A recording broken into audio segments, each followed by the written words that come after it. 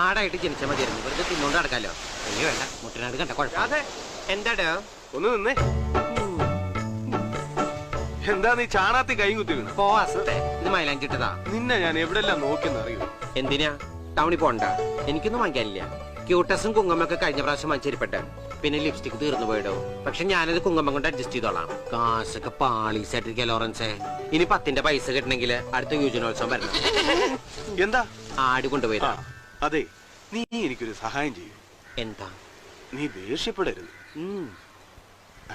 നീ ആരും കാണാതെ ഈ കത്ത് സരളയ്ക്കൊന്ന് കൊടുക്കണം.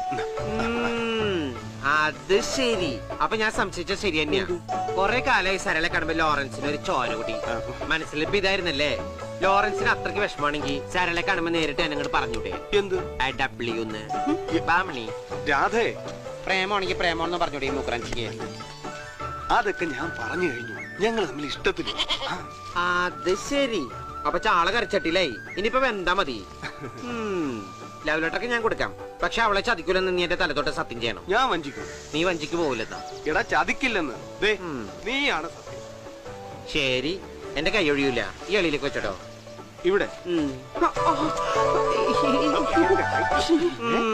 ആളത്ര വെടിപ്പല്ലല്ല. അവളെയൊന്നും വഞ്ചിച്ചക്കല്ലേ ദുഷ്ട. സരളയുടെ കാര്യം ഓർത്തിട്ടല്ല. എന്റെ തല പൊട്ടി തെറിച്ചു പോകും. അവന്റെ ഒടുക്കത്തൊരു സത്യപ്രതി.